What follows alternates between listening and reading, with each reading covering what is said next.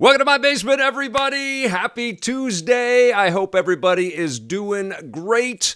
I restarted the stream just for those that are here early and noticed that I stopped and started. Tried to get something to keep the chat replay live with the video. For the last few days, it hasn't been doing it. I've been trying to figure it out, but I haven't quite figured it out yet. But it's great to see you. Goku is here. Mike Williams is here. The Last Disciple is here. Mike C. Hi there. Can't have a show without hi there. Alpha Cat is here. Mitch H. If I ever have a basement, I hope it's as cool as this one. Well, thank you very much. Thank you. We kind of just pushed all of this stuff together when 2020 hit us, and I've been doing the best I can to try to make a programming and a show now it kind of on a regular basis. So I definitely appreciate all of you guys being here. We've got a great show today. We are going to get into some of the Nintendo Switch picks for the holiday gift guides, and I've got some stuff to talk about with you guys regarding all that. We're also going to be playing some Xbox Series X. I'll be talking a little bit about the Falconeer. I've been playing that recently and maybe a couple of other things. But I've got some people saying hello. JK says hello. Ja Parks and Basement Gaming is here. How you doing? I noticed that you weren't able to make the live one yesterday, so thanks for joining us today. That's awesome. All right, this rundown is going to be dedicated to our buddy Goku. Thank you so much for your support, sir. Let's get started with your rundown. All right, announced today is that Red Dead Redemption, Red Dead Online is going to be its own standalone game that Rockstar is going to be selling starting in December, and it's coming out at, I think, around $5 US. So this is the online portion of Red Dead Redemption 2 that came bundled with the game when you bought it originally, and of course it's got a life of its own. There's lots of people that play this on a regular basis, but picking up on all of the success that Rockstar has had with Grand Theft Auto Online, they want to replicate that. So they've got this whole side community that just plays online. They're going to be able to jump in and presumably have a whole host of new players out there who experiment and jump in. It's a gorgeous Wild West simulation, and of course there's been a whole bunch of expansions and all kinds of regular benefits for people that come back, and of course Rockstar makes a ton of money from all of the customization that you can buy and all the XP boosts and all the sort of homesteading and stuff. One of them was this hunting pack. I think it's called the Naturalist, where you get to go and chase all kinds of extremely rare beasts and things like that. And of course, there's a whole economy within the game, but obviously the online components of Rockstar's massive open world games are incredibly important to the company and to 2K, their parent company. But what do you guys think? Are you excited about the idea of having Red Dead Online as a standalone, lower price entry point? At least to start off with. I think next year the price is going to go up a little bit. But, once they sort of focus on this online experience like this, the price is going to go all over the place, and they'll give you all kinds of extra benefits as the game continues to work its way and wind its way to being a free-to-play experience, which I don't think Grand Theft Online is at the moment, but it would not surprise me or probably anybody else if Grand Theft Auto Online becomes a free-to-play experience down the road. But pretty big news, and honestly, I think Red Dead Online hasn't been as successful as Grand Theft Online has been, but a move like this certainly puts the spotlight back on this game. It's got us talking about it today, so we'll see what happens with Red Dead Online. Another game that is also being, replenished with new content is Mortal Kombat, and they just released Mortal Kombat Ultimate. They've got a new 1995 movie skin pack based on the classic Mortal Kombat movie. There's Christopher Lambert right there. I am Raiden, God of Thunder. And so you can play, I don't think they've got the whole cast. They've got Johnny Cage, and they've got Raiden, and I forget the other person that they have in there. But you can download these skins and feel like you're watching the movie, and it's kind of crazy. I think they have sound-alikes. I don't think they have the real actors in there. Sonya Blade. So it's pretty cool, and it kind of speaks to this ongoing effort from NetherRealm and from Warner Brothers to keep Mortal Kombat in the spotlight. It's clearly a massive success. Rambo is a part of this. This is the trailer, the most recent character pack where Rambo was introduced, and longtime favorites like Melina are back, and Rain is in here, and it's incredibly gory and incredibly crazy, but it's also beautiful. And of course, Mortal Kombat Ultimate in next gen takes advantage of faster load times and a better resolution and some other sort of visual flourishes and upgrades and stuff. I really, I played it for a little while on this little 1080p monitor as we streamed it the other day, and I checked it out last night on my 4K display, and I didn't do any back and forth. I didn't do any comparisons. It still looks gorgeous. It's always looked gorgeous, and now it's a meaty, no pun intended, robust, fighting game experience with all kinds of characters. And the fact that they have Sylvester Stallone's Rambo in this sucker is just hilarious. It's crazy. And all of the different lines that he says when he meets the insane characters from the Mortal Kombat universe is something to behold. It's pretty crazy. So the 1995 movie, I think it's 1995, well, the classic Mortal Kombat movie skins are available right now. What is a little bit confusing for me, because obviously they've done these skin packs, they've done character packs, they've done a whole bunch of little extra additions to the core Mortal Kombat 11 experience, and we've ramped all the way up to this Mortal Kombat 11 Ultimate product that has just hit the market, which includes a whole bunch of stuff. But apparently it's not the whole thing, because there's still new things like this movie skin pack coming out now, and that just seems weird to me. Like, when you put the tag Ultimate on something, it should be, well, you get it all. That's it. You got the whole buffet. You got whatever you want. It's all there for you. But I think, and I don't, you guys can correct me if I'm wrong, but I think if you buy the Ultimate Edition of Mortal Kombat 11, you still have to pay for the movie skins, and that seems weird. Does that seem weird to you guys? That seems weird to me. And I think the biggest news that sort of hit today is the people at CD Projekt Red popped out an extremely revealing look at Cyberpunk 2077. The game comes out for real on December 10th, I believe, is the release date. But apparently, some PlayStation 4 copies of the game have leaked out there, and people have been spreading a few spoilers and things like that out there. So be cautious about what you search for related to Cyberpunk. You might see some story stuff out there.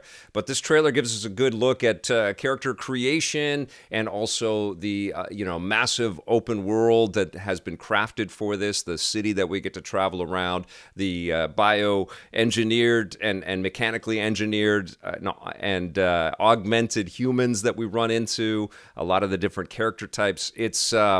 It's beautiful, and we get a sense of how the driving mechanics are going to play, and how the traffic through this enhanced city that we're going to live in is going to feel like. But it's incredibly violent, and the characters are clearly ruthless, and they are just savage towards each other, and it's basically kill or be killed is what it feels like to me.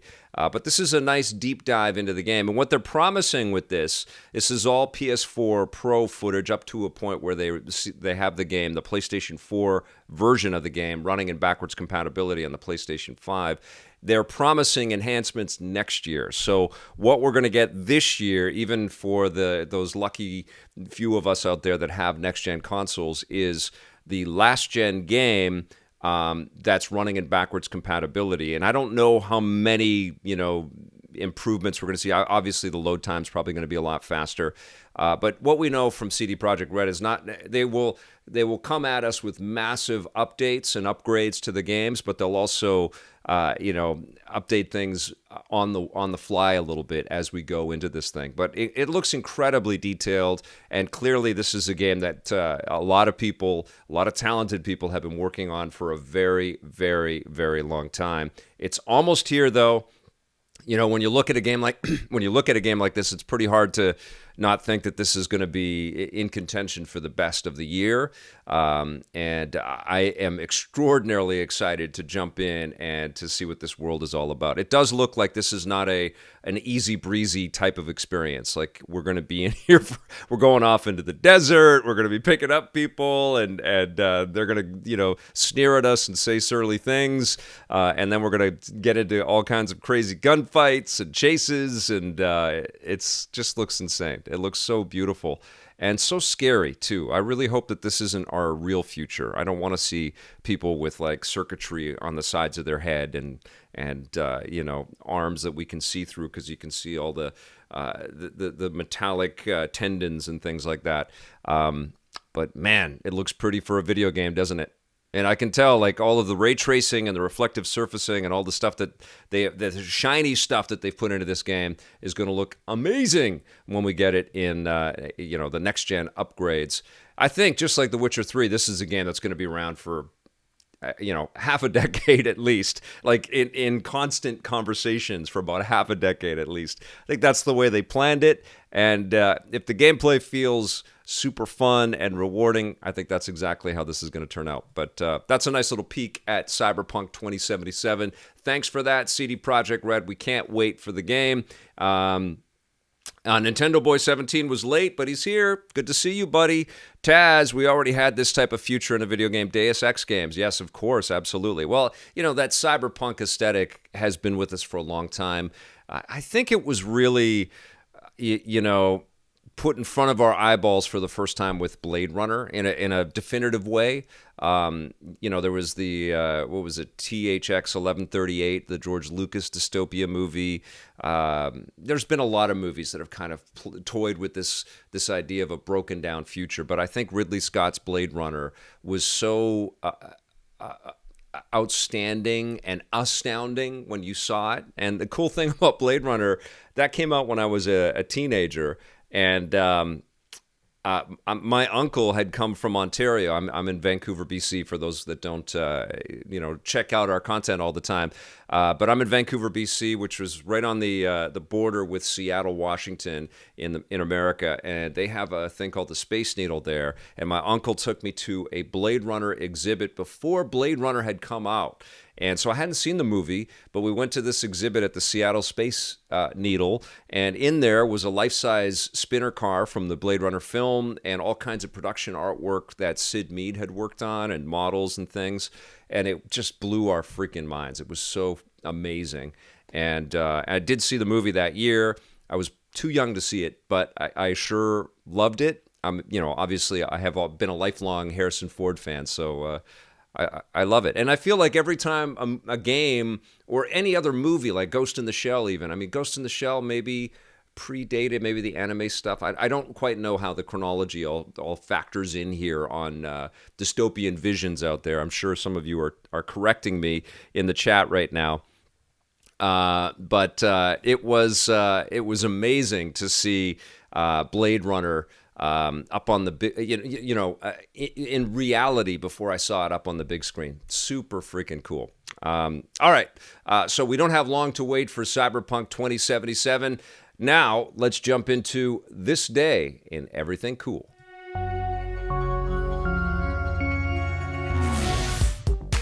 Welcome to This Day and Everything Cool for November 24th. On this day in 1997, game maker Rare tricked out the racing genre in a whole new way. Diddy Kong Racing was released on the Nintendo 64 worldwide, putting players behind the wheel of a whole new kind of kart racing experience. Unlike most other racing games, including Nintendo's own Mario Kart, Diddy Kong Racing didn't just give players different tracks and characters. The game was an actual story with world exploration, boss battles, and puzzles. Players take the role of Donkey Kong's companion Diddy as he explores a new island that's been taken over by the villainous Whiz Pig, with the ability to drive around and find different racing sequences and other challenges, all using the island as a hub world. This made the game a sort of blend between a traditional racing experience and 3D action-adventure games, and had a lot in common with other Rare N64 titles like Banjo-Kazooie, which was being developed at the same time. Diddy Kong Racing also had a strong emphasis on multiplayer, with up to 4 players able to compete against each other, not just in races, but in cool arena battles using different karts and aircraft. Critics and gamers went ape for this game, and it became one of the biggest titles on the N64 in its first year. The popularity of Rare's N64 games caught the attention of Nintendo's rival Microsoft. They bought the studio a few years later and got them making games exclusively for their new platform, the Xbox. Oh my God, do we need a new Diddy Kong Racing? I see your comment there, Lando Calrissian, love you, saying, too bad that Microsoft bought Rare, so we won't get another Diddy Kong Racing. Microsoft and Nintendo work together every once in a while. Who knows, man? The future can provide all kinds of twists and turns, but Diddy Kong Racing, one of the most underrated and underappreciated kart racing experiences ever. It's right up there with Mario Kart, even 8 Deluxe, and Crash Team Racing. Like, Diddy Kong Racing is so freaking good, and if you've never played it, make that change and make it happen. It's a Nintendo 64 cartridge, so you have to have one of those, but who knows, maybe if we get one of those Nintendo 64 minis, because of Nintendo and Rare working, or Nintendo and Microsoft working together so much, maybe a bunch of that Rare content would be on a Nintendo 64 mini, and Diddy Kong will be right there with that. Love that game. And speaking of Nintendo, little did I know that I would have that great segue into the next buyer's guide.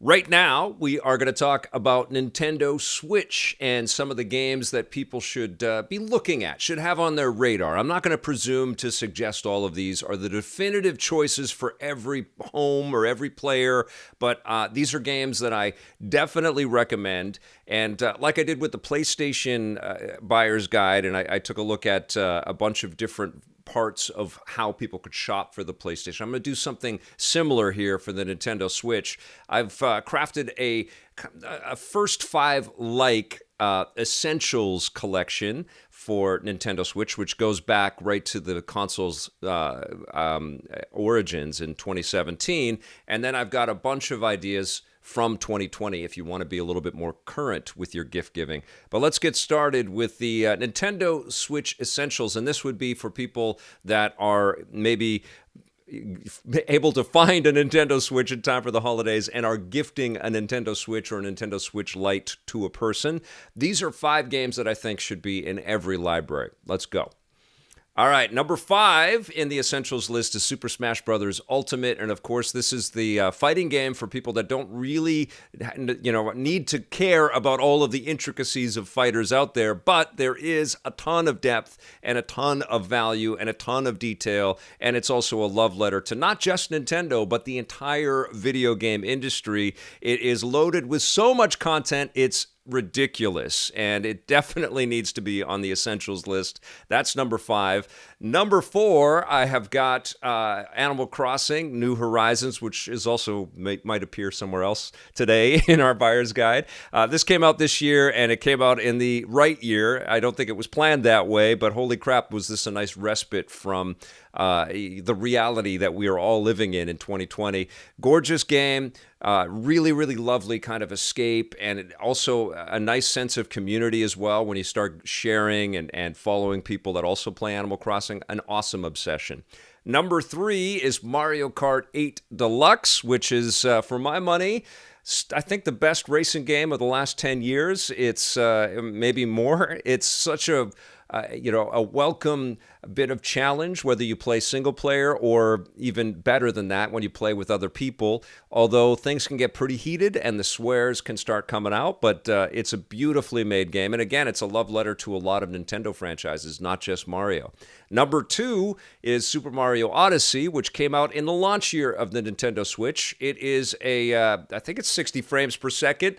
Yeah, I'm pretty sure. It's beautiful. It is filled with all kinds of secrets and, awesome strategies and lots of collectible items. You can change the outfits of Mario. Every part of Super Mario Odyssey is addictive and rewarding, and it's just loaded with joy. Amazing game. But number 1 is my favorite game of all time. You guys all know this. It's The Legend of Zelda Breath of the Wild.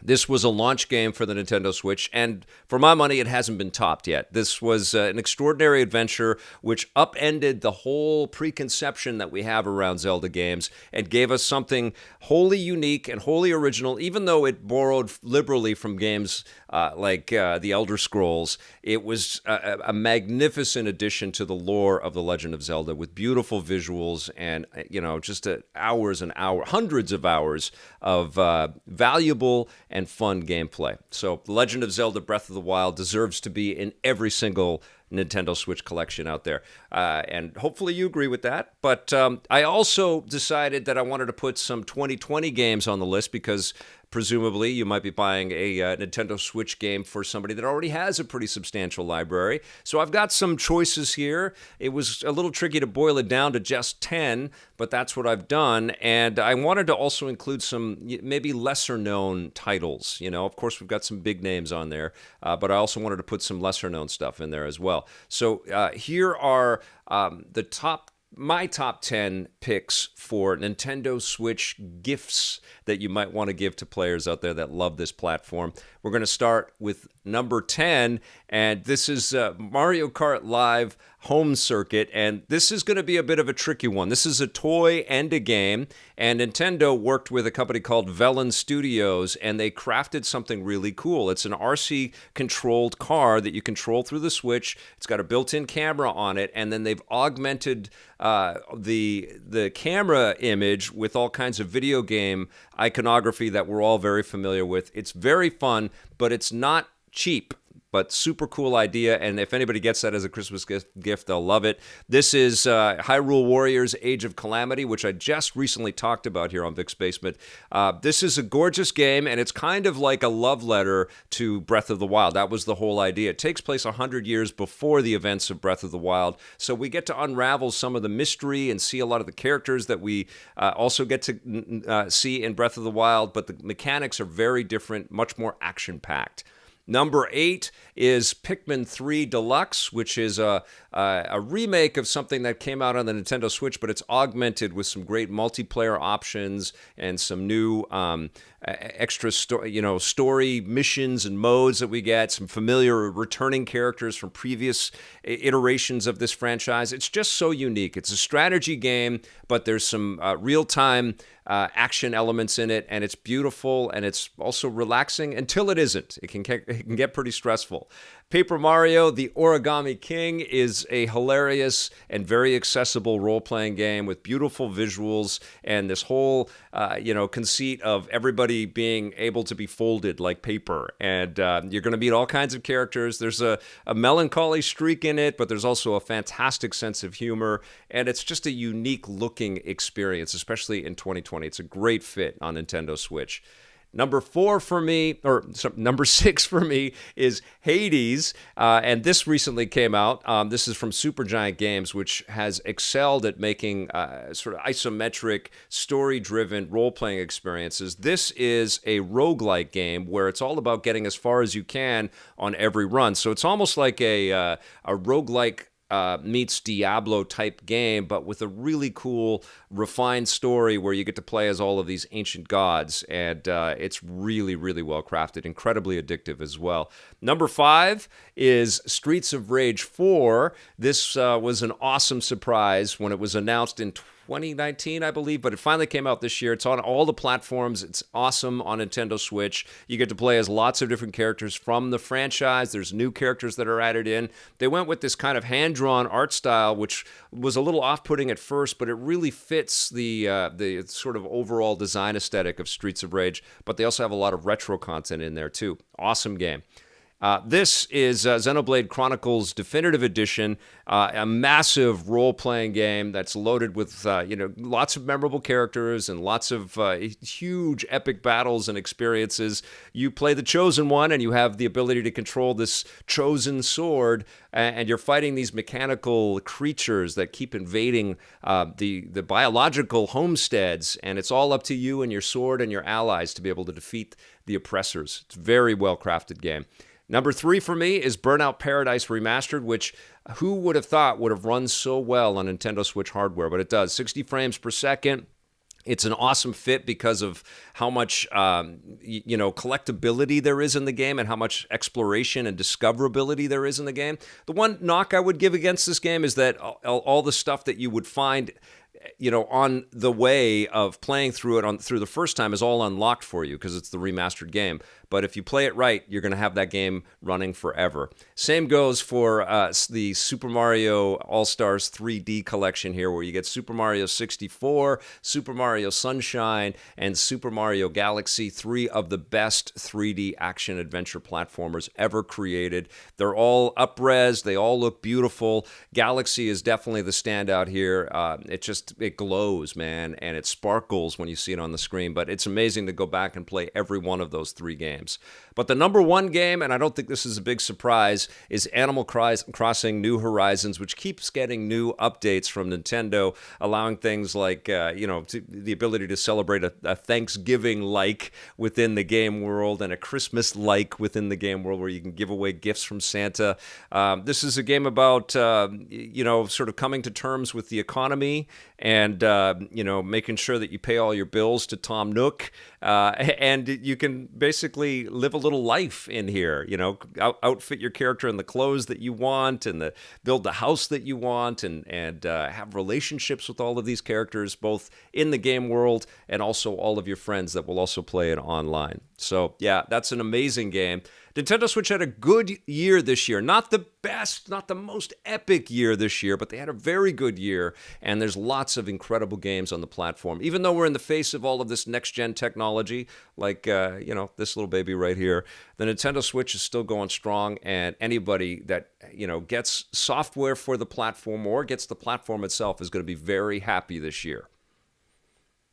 Okay, that is my Nintendo Switch gift guide in real time. I hope you dug that.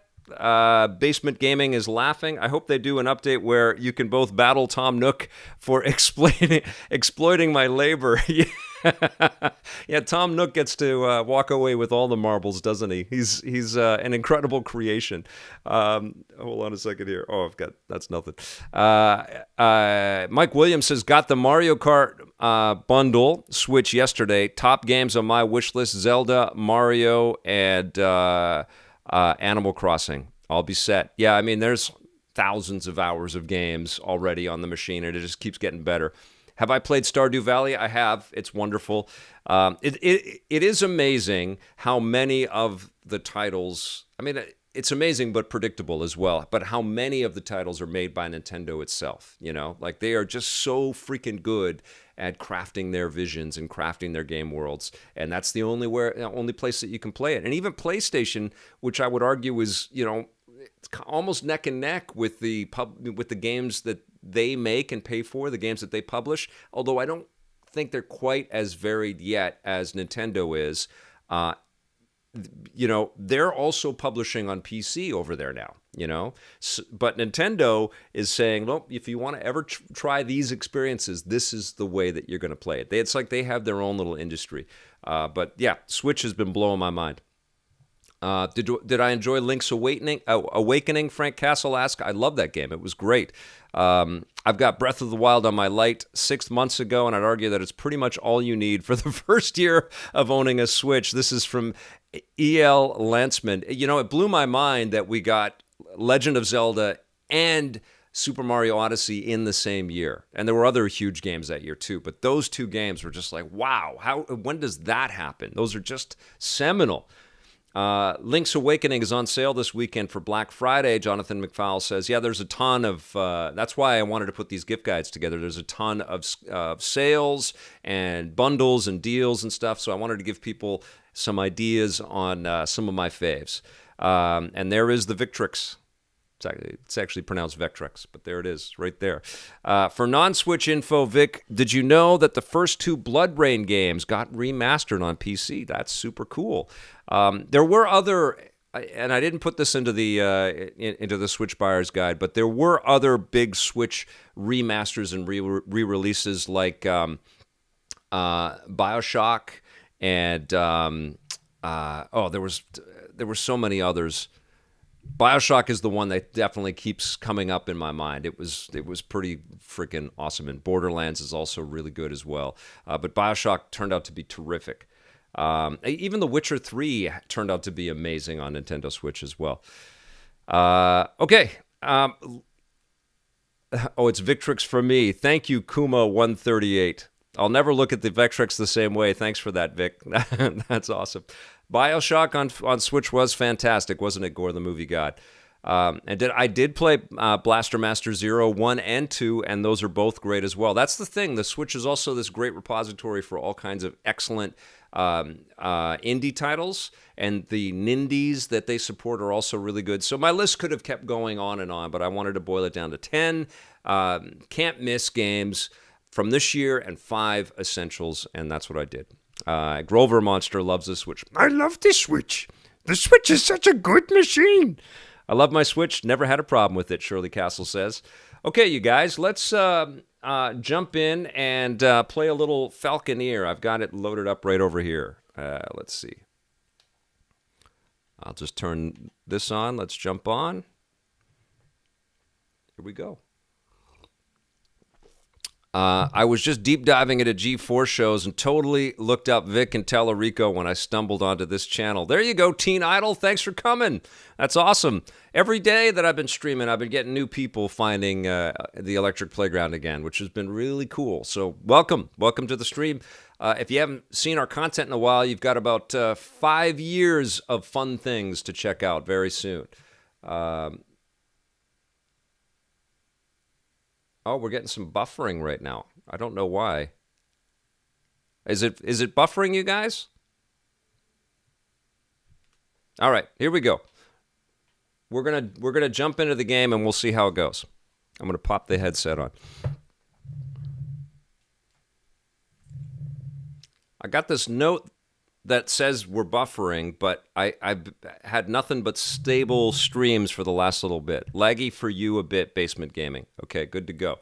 All right, well, let's check this out. I don't know if you guys have seen this. This was made by a very, very small team. It's got some really cool aesthetics. I'm just going to turn the music down just a bit here. Oh, I can't. Okay. Okay, so we're just going to... I think we'll be okay. Let's just continue. So this is kind of a, oh, good. Keep me posted if you see any choppiness or stuttering. My family's on the internet too, so I don't know what it's going to look like for a second. Okay, thank you, Drybone Jones. So this is kind of like a fusion, and stay with me here for a second. It's kind of like a fusion between Crimson Skies and what the hell was it called? Dishonored. It's kind of like a fusion. So we are living on these little islands. The world is overrun and kind of flooded, and we're right on the edge of what's called the Maw. Let's go salvage and delivery. And so what you get sent on these missions where you're on the back of this giant falcon, and this Maw is kind of like the divided waters that Moses talked about in the Bible. So there's this big space in there. So there's water everywhere, and this thing is there. And you'll see some ancient ruins and some giant statues and things like that you can fly around. It's really atmospheric and quite beautiful. I'm running this on the Xbox Series X, by the way, and it can go up to 120 frames per second. I don't have the, I can't stream at 120, and I don't have 120 frames per second TV currently, so I haven't checked that out, but it looks gorgeous. One of the things that I really like, and you can't really tell on this, is the vignetting around it. It just makes it look so Peter Jackson-esque. You know, it looks like it's from a different era, a different time. It's very moody. It's very bleak feeling. And then the combat is not unlike what you would see in a game like Crimson Skies or Star Wars Squadrons, but less electric. It's a little stumbly bumbly. I think this game was made by one person, if I'm not mistaken. Somebody will correct me as we play a little bit here, or fill me in on that. But you do some exploring, and every once in a while you'll get some of your teammates or some of the colleagues that you know from these different little island villages will pop up and start yelling at you. So I just discovered Keep Liberatum. And you can land at some of these places and have conversations, and there's little stores and shops and things that you can pick up. So right now I'm going to pick up something, and then inevitably I will be attacked. You'll see whales pop up. That's what made me think of Dishonored, because the whole world of Dishonored, this steampunk kind of vibe of Dishonored, and this game as well, it all kind of existed on whale oil. So I'm about to get shot at, and I'm supposed to pick that thing up. So I've got to protect that, pick that up, kill the bad guys. And what I know so far is that you can relatively quick... There's a lot of people yelling. Let me know if anything's too loud. You can run out of bullets quite easily, but there are some ways to replenish. And one of them is to actually fly into a lightning storm and have the lightning charge your ammunition on the back of the Falcon there, which is it's pretty cool. And you're going to hear a lot of Irish accents and English accents. It's pretty cool, man. All right, so let's see. We have it's right over here. We have to go pick this thing up and then return it and retrieve it. So we'll fly around. Nope, went too far. I'll show you the world map here for a second. So there's all these different little islands and stuff that you can go to, and so there's huge chunks of flying, and it can get a little monotonous, but it's also quite beautiful. There's lots that I haven't discovered yet, and you get rewarded for all of the places and islands and secrets that you discover, which is pretty cool. I love the aesthetic of this. And the music is moody. The one thing that is a little bit cumbersome is the interface is a little dry. It doesn't really it gets in your way a little bit.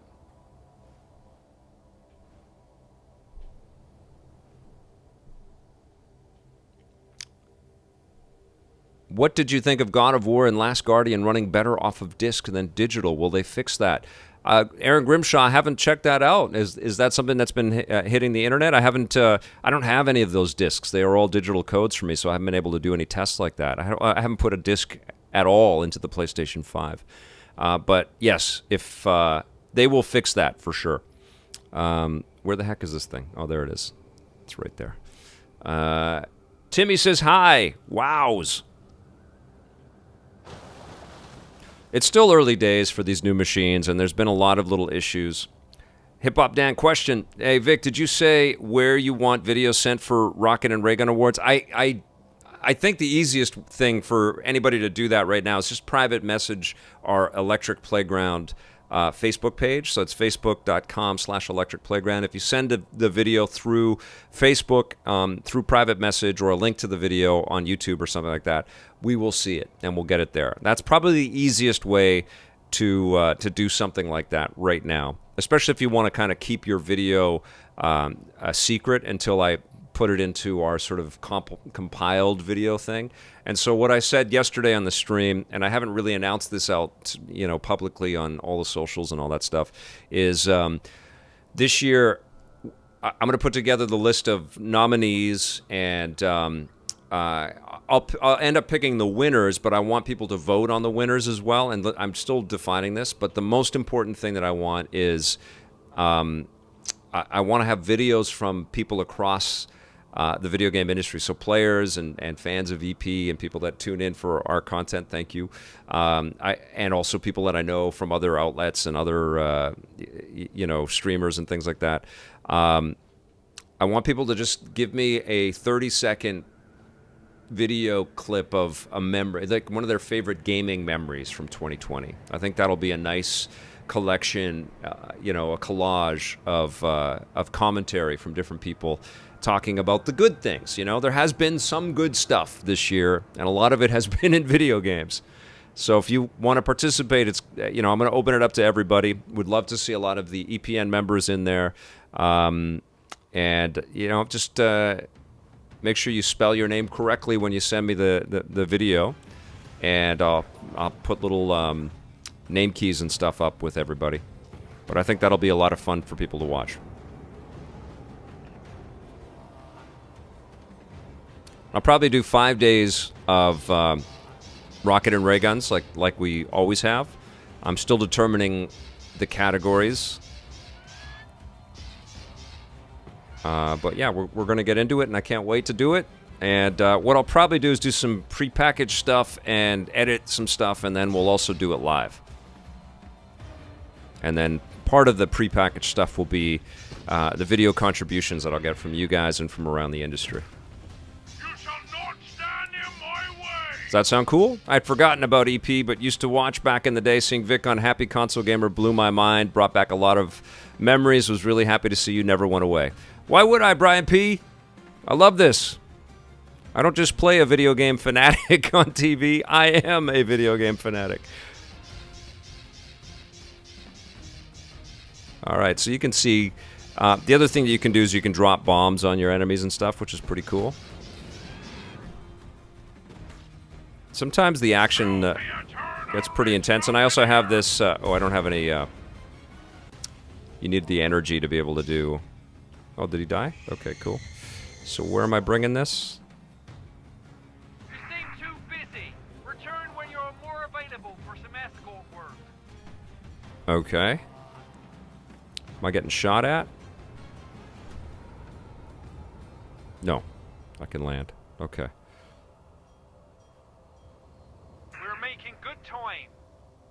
We're making good time. You seem too busy. Return when you're more available for some. All right, so you get scored. I got some money, and then I can choose another mission when I'm a Dunkel. This is the land that you start off at. So this is, I think, is the main mission right here. Paths to Shard. Let's. Oh, you know what? I've tried that a couple times and I've gotten my butt kicked. Let me see if I can augment my myself. Here's a trader. Not traitor. Trader. Let's see. So this gives me a cardiovascular and self-repairing mucus, allowing the bird to regenerate over time. I see. And if I have a bunch of them in, I get more stars. Okay. So healing is good, but can I get more powerful? This chant increases the range in which you can collect splinters. This is a high-impact variant of lightning casters, sacrificing rate of fire for increased damage. I don't know. What's this one? The noble weapon of Falconeers. It casts... I already own this. A lightning pot. Standard ammo. Be careful when you charge them yourself. They can overeat. My ammo is full. I don't want to replace it with this one. I like how fast I can shoot. I think we'll just... Well, how much? It's just increased. It doesn't tell you how much. Okay, I'm going to add some more of this. And what is this? This is wasting your bird and reducing... This greatly improves the speed. Now I'm going to do more of this. And so does that affect my HP? I think it does. Oh, my regeneration. What is this? This is, that's the agility. I think we want one of those. Okay, so these are the mutagens that I add to the side. What does this do? Varying levels of access to Sea Chantress services. See, a great deal of thought went into all elements of this game, right? It's pretty cool. Okay, I'm going to add one more...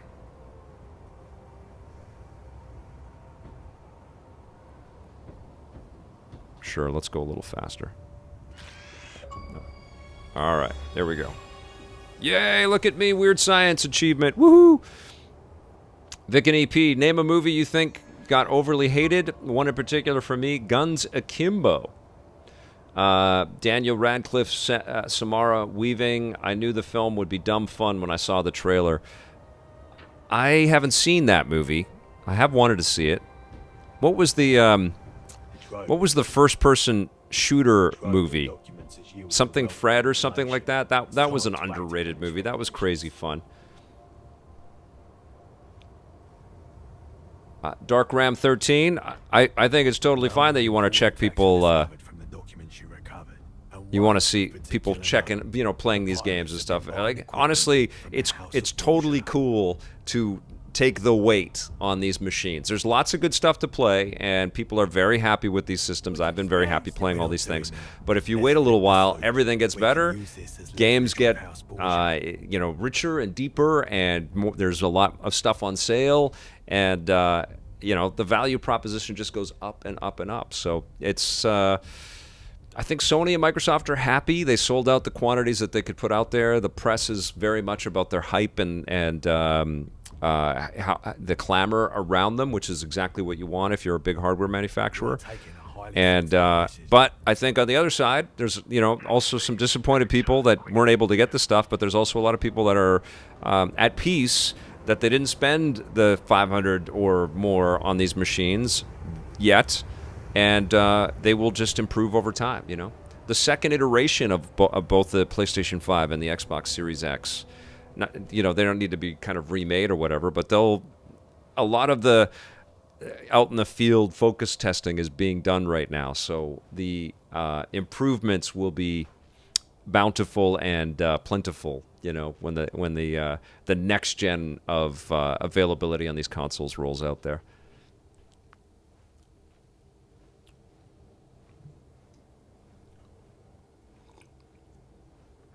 Yeah, EL Landsman, that's a great point. You also, I don't have 120 frames per second TV. I've been in touch with LG, and they are going to hook me up with something soon, and I'll be able to test out some of this stuff at 120 frames. And I have a good OLED TV right now, and everything looks amazing, but it isn't, I don't have a variable frame rate TV.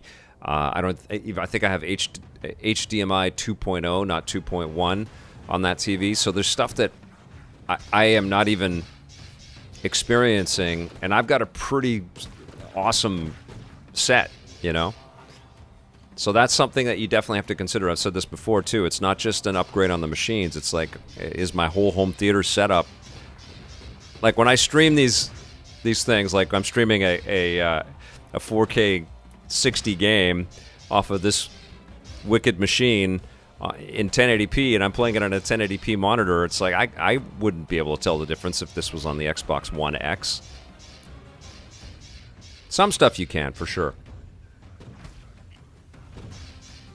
But give us a few more months, and the difference between last gen and this gen will just become a massive chasm. It's just going to be a huge, huge change, which is what always happens.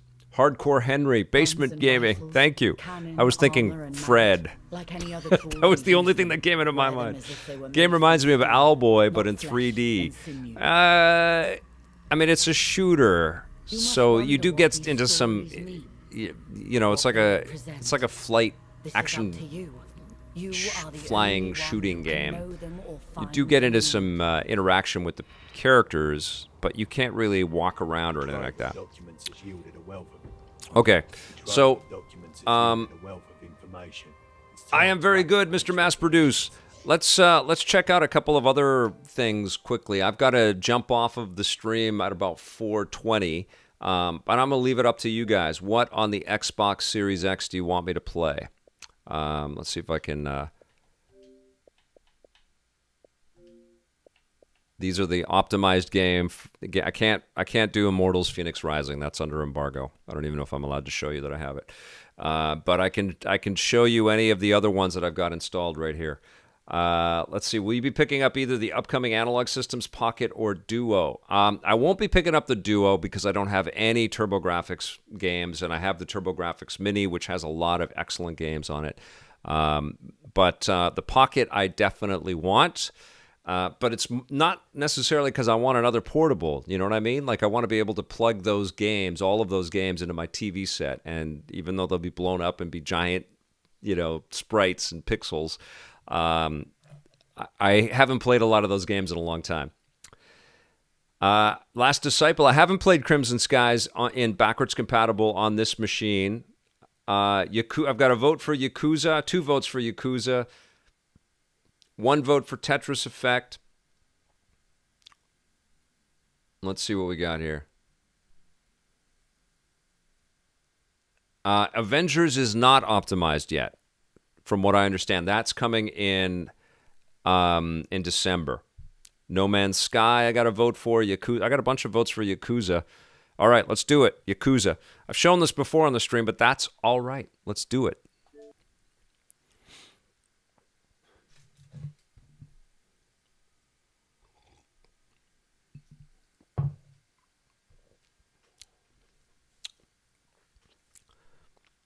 Basement Gaming is. I reminded them that they have a coffee to drink. Las Vegas.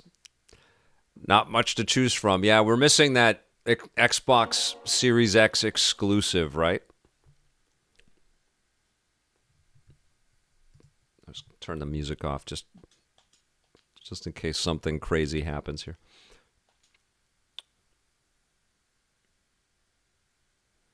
Brian P, I so want that thing, that pocket. It's a little pricey, especially when you factor in the dock and all that, but and all of because I'd want the links, converters, all the different converters that the thing has. I would want all of those so I could play all of the portable games on one machine. Okay, let's continue.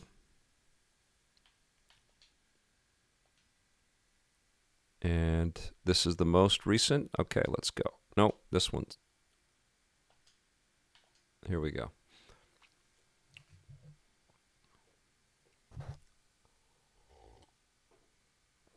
No, I have not. Super Bob, I have not seen Batman Soul of the Dragon. Got to check that out.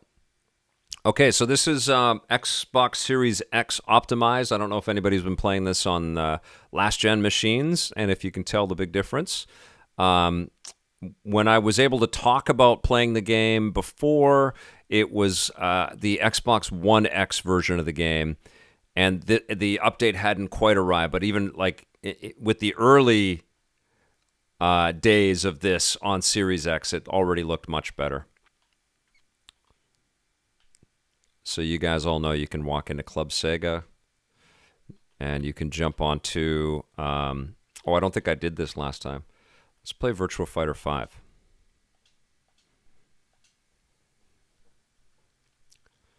Yeah, no loading. It's super fast.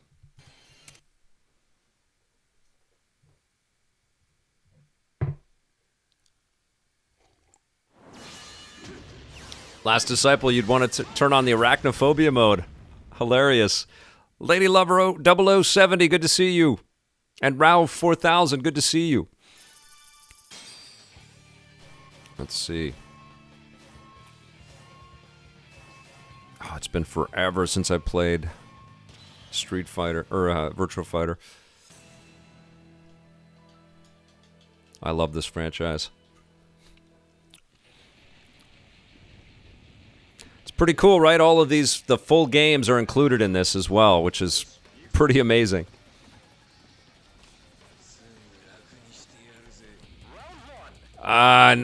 Taz, oh my god, I didn't. You know what? I'm going to do that right now because I promised I was going to do that yesterday. I'm going to do that right now. Hold on. Can I pause? I can. Okay. So I don't know, that's a weak thing to look at. Here, you can look at my home screen. Hold on. Because I have to log in and everything right now. Okay, so those are some of the other games that I have. Okay, so I'm popping in the Discord link right now. 1 second. Do do do do do do do do do do do do do. Searching for Discord.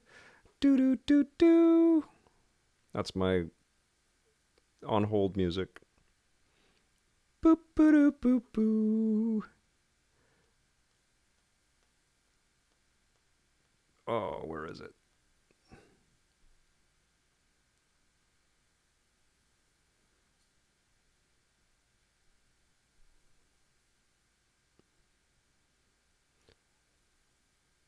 Oh, wait a sec. Oh, right, yes.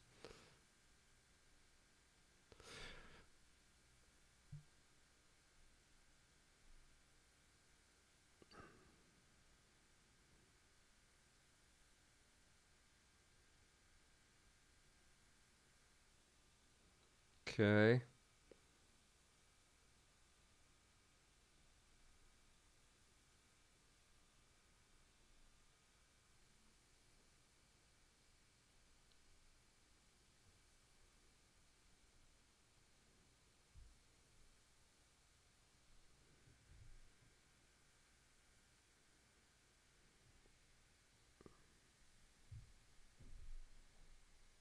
All right, I'm in.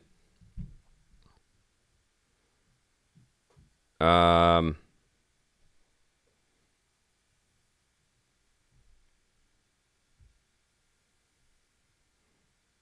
don't know what to do. Oh my God, I don't think I've ever shared this thing before. There's a lot of messages in here.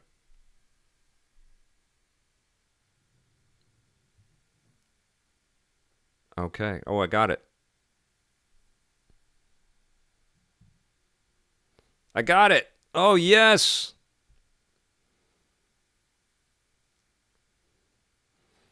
Hold on, I'm on the chat on my phone. Oh my God, there's a lot of people in here. Good to see you. Sorry to keep you all waiting. Join our Discord. It's right there. Can you guys log in and see if that's working? Tell me that works so I know.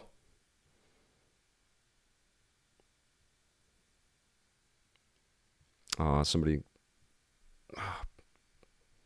Works. Fantastic. And it goes to the EPN. Okay, great. Goes to the EPN Discord. All right. I'm a Discord expert. Yahoo! Okay. I'm not. Let's go back to Like a Dragon.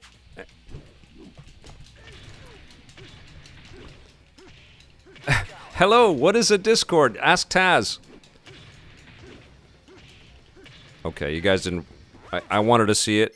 But it's there. As I was a SNES kid, I never heard of Sega Channel until I heard of Pulseman, developed by Game Freak pre-Pokemon days, when that came to the Wii Virtual Console. I think I played Pulseman. Is Pulseman also in... Was that character also in TurboGrafx as well?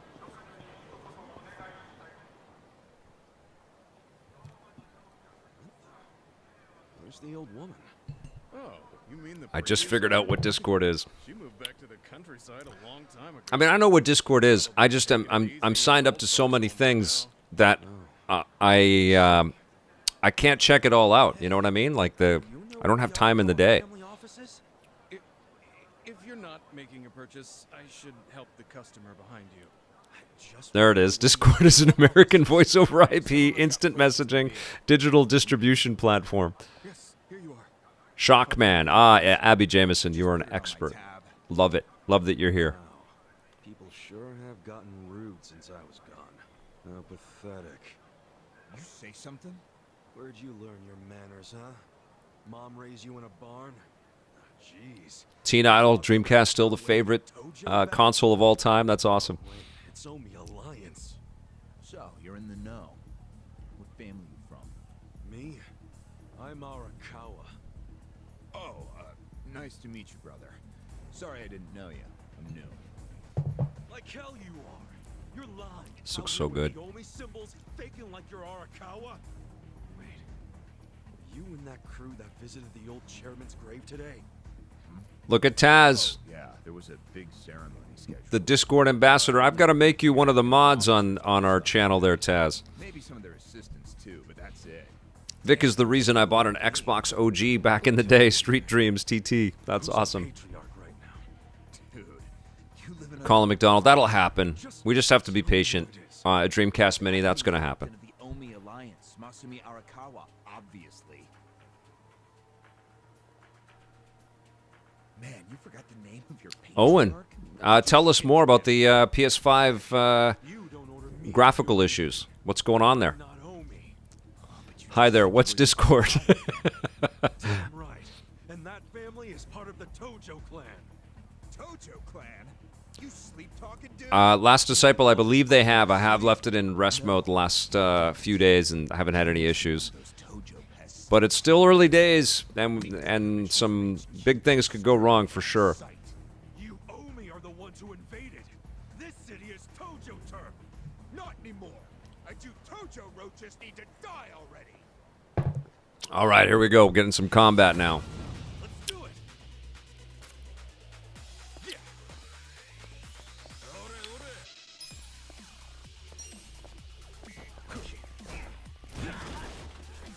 Yeah.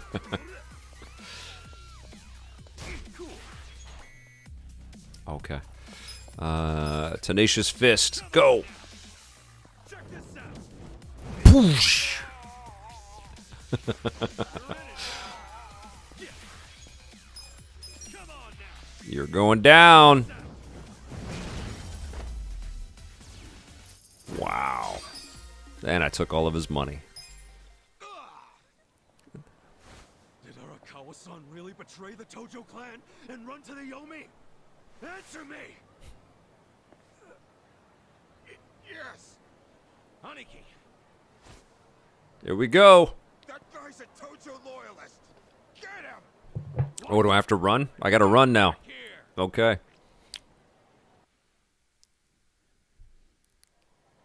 The Discord chat reminded me of that. Would pay to see Vic rock this hairstyle. Oh, that would be... I almost did with... it took months before I got a COVID haircut. You could see in some of my thumbnails, which I recently looked back on, it was just getting bigger and crazier and it's getting very floofy. That's a word, right? Floofy?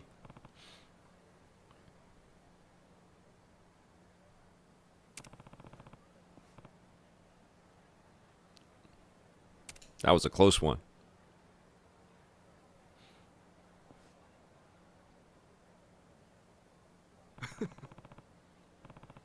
I had power issues at my house the first 4 days of having the PS5. I had to rebuild the database so many times because of powering down during rest mode. System's still kicking. It's still using rest mode. Whew, Abby. It's very stressful, right? Because, you know that if it breaks, you ain't getting a new one. Like, they didn't make enough. Vic, any thoughts on bringing back the Soul Patch? Very little thought put to that idea. I am thinking of maybe dyeing out some of the gray. I mean, what do? You get older.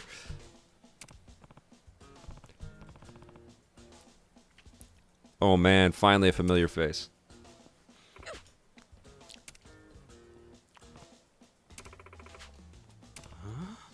I do. Oh yeah, this is 18 years later, after he's gone to prison. I look sophisticated. Thank you, Teen Idol. Make sure the hair dye doesn't bleed. Oh, you win comment of the show, Last Disciple. Keep the gray. Moonshine Michio went cold sober. You earned the gray. Wear it with pride. Higher XP. You guys are awesome. Silver Fox. Look, listen to you. Thank you so much. You're very kind. It was either quit drinking or smoking or let him send me to an early grave. Oh, yeah, this was the lady that was always hammered before. I wonder, what do I do to become one of your moderators sometime? I'm not saying I want to now, but I want to when I'm ready. Just keep it gray, Vic, and ladies, own the gray. If you have it, you are who you are, and that's enough. Dakram, that is some beautiful words of wisdom. Look, we're getting some advice right here. Up your water intake.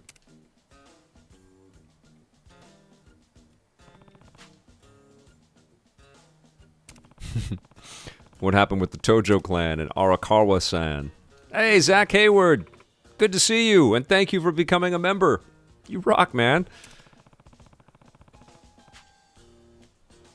But your bar was pretty popular with the Tojo clan guys, wasn't it? My bar is a health food cafe now. Oh, I love this. When I banned smoking and drinking, I lost that type of customer.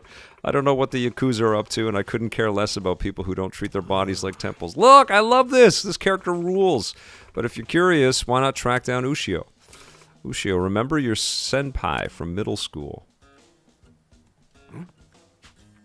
It's all good, Timmy. He's a magazine writer these days, and he fancies himself the go-to guy for coverage on the Yakuza.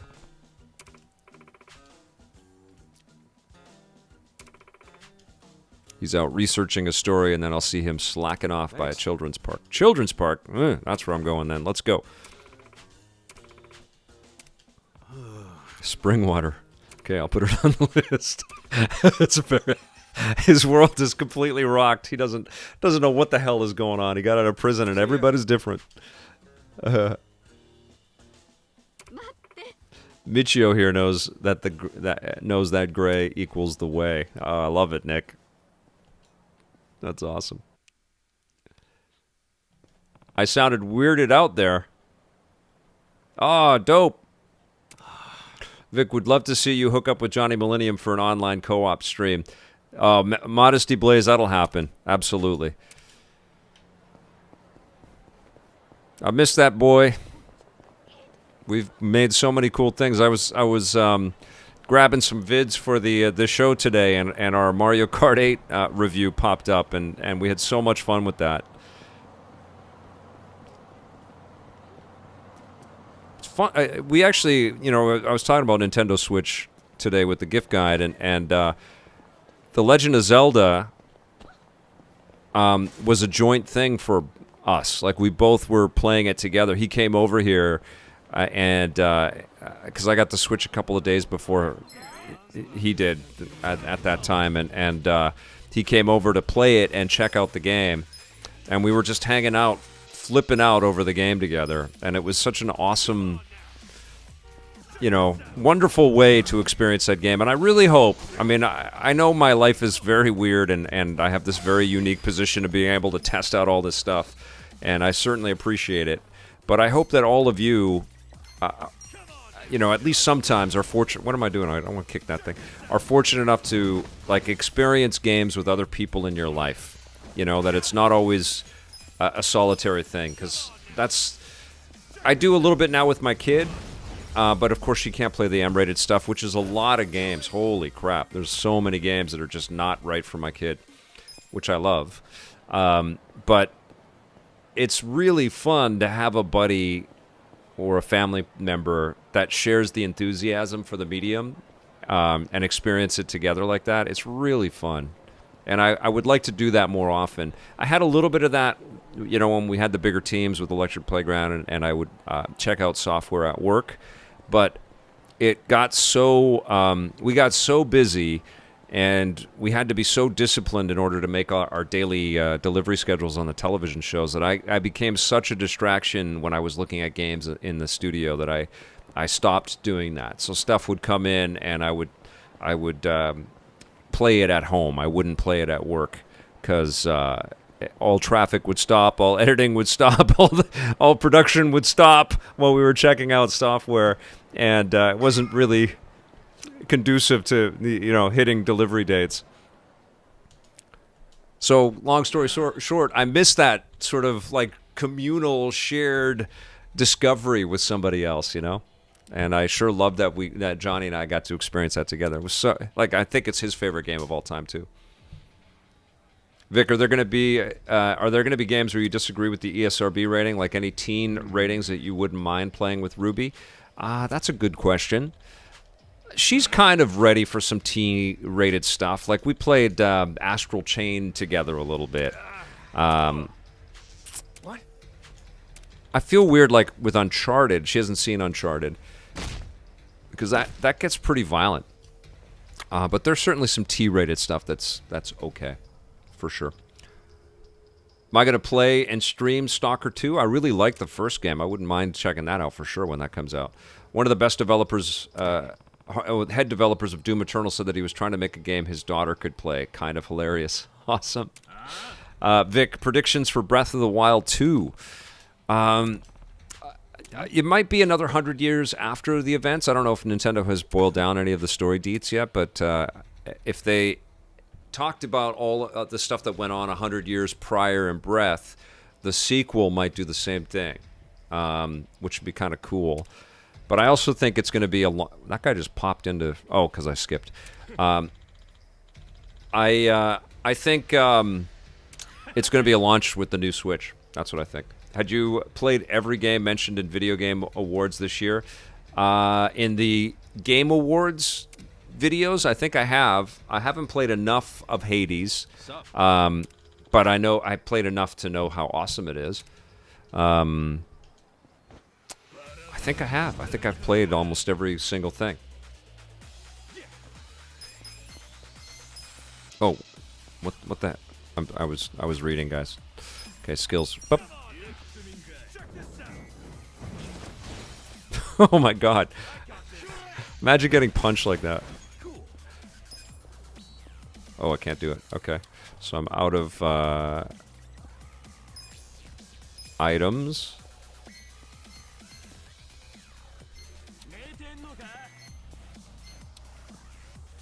Okay, this is everything. Okay. Let's just go.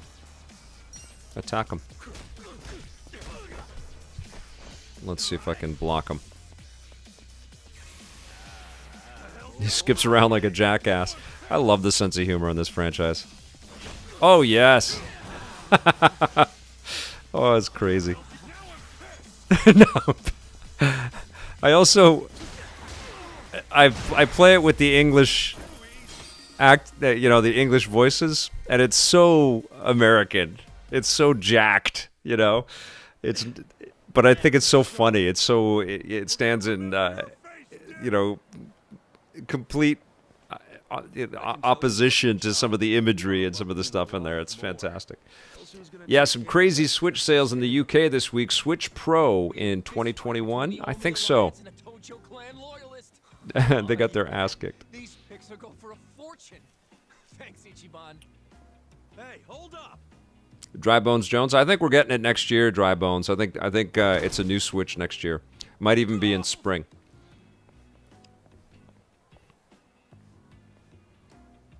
Look at this thing. What the hell are you doing, man? Don't bother that guy. It was your fault anyway. I mean, they're such California bros, these guys. I love it. It's so weird. Question: Hey Vic, what do you want a new Star Wars movie trilogy to be about? I hope they do something with the Old Republic era, maybe a Knights of the Old Republic movie. Oh man, that would be incredible. I have to be honest though, like I love Mandalorian so much, I'm starting to feel like maybe the course for Star Wars is less about massive, epic, films where they try to cram everything into them, and more refined, smaller scale, practical effects, sort of old school storytelling in episodic format in smaller scale television programming. I can't wait for the Obi-Wan show, and I know that they're working on Mandalorian spin-offs. I think it's honestly the most exciting Star Wars since we started to hear about The Force Awakens coming back. And I loved Force Awakens. I loved Rogue One. I actually really had a good time with Rise of Skywalker.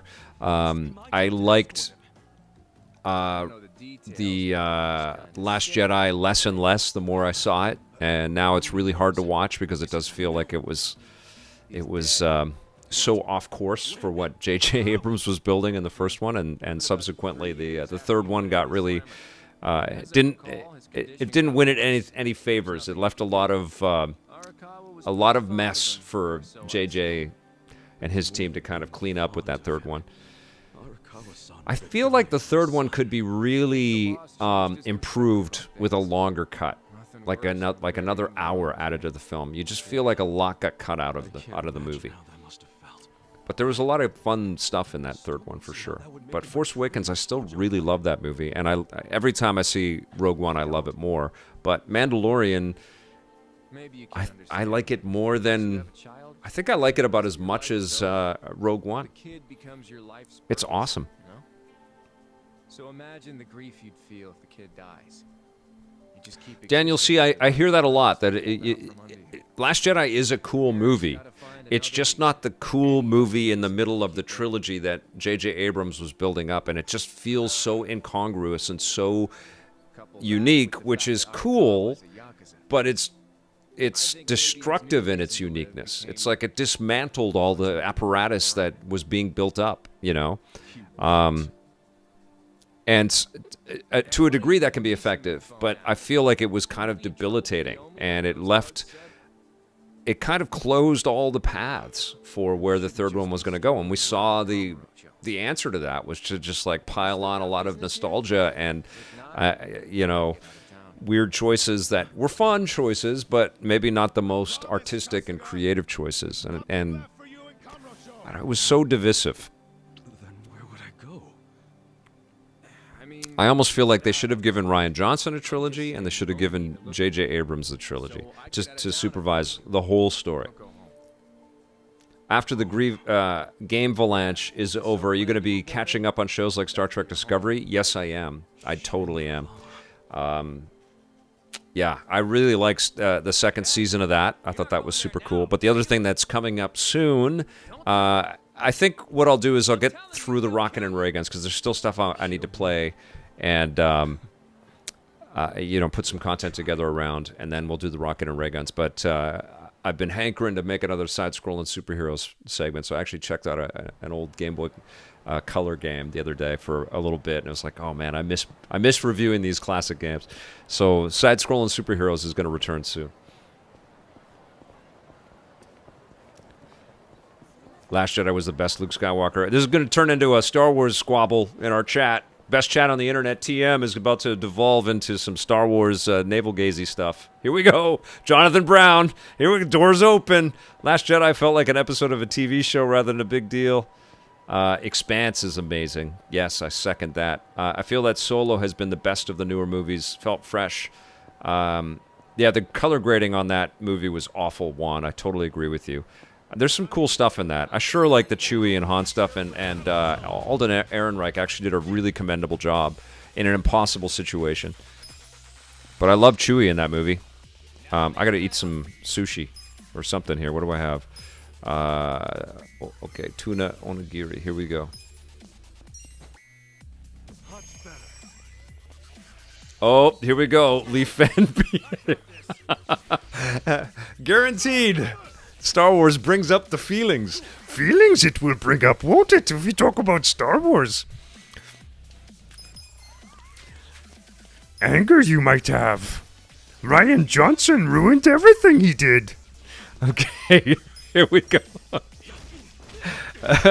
Hell of a filmmaker, though, man. I love Rian Johnson.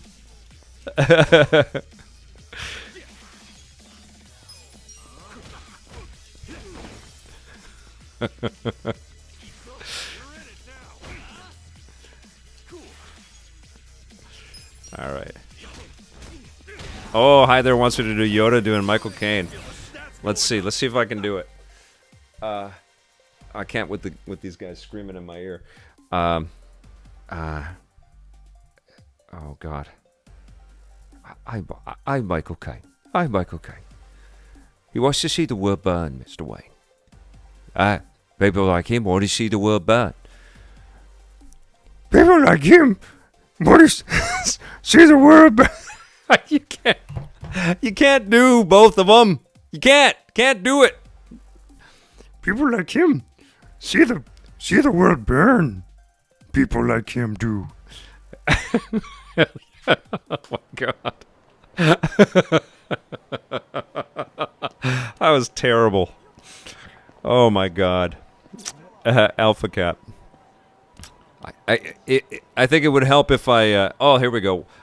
Once you start down the dark path, forever it will dominate your destiny. Oh, that's good. Okay. So maybe I could do some lines. Give me some Yoda lines, and I'll try to do it as Michael Caine. But as Michael Caine. It would be pretty funny if somebody CG'd Michael Caine into... and he was the Jedi Master, tiny, diminutive little Michael Caine was on the back of Luke Skywalker and such. That would be just amazing. Oh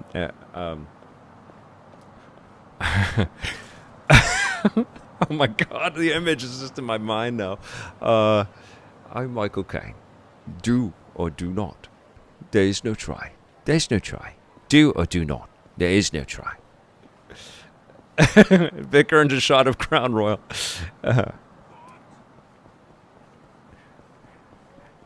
How you get so big eating food of this kind? Okay. You must unlearn what you have learned. You must unlearn what you have learned. Oh, man. I'm Michael Caine. I'm Michael Caine. You must unlearn what you have learned. Told you I did.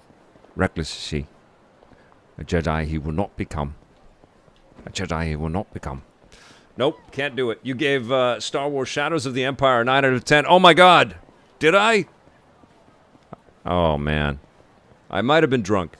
Now I'm hoping that Michael Caine is involved with Star Wars in the future. Right? He should be. Let's see if I can do Obi-Wan as Yoda. Let's see.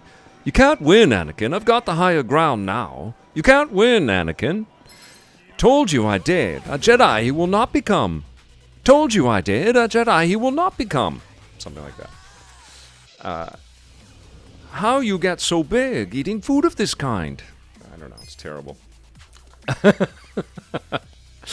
Charismatic persuasion. Yeah.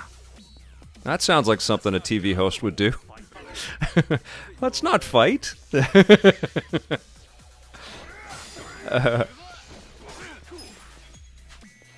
Let's see.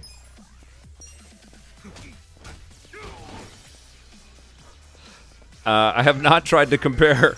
I didn't even know I could come anywhere close to doing Obi-Wan. I think I just saw I saw something and I went, I wonder if I can do that. Oh, I was watching Clone Wars. Oh, Anakin.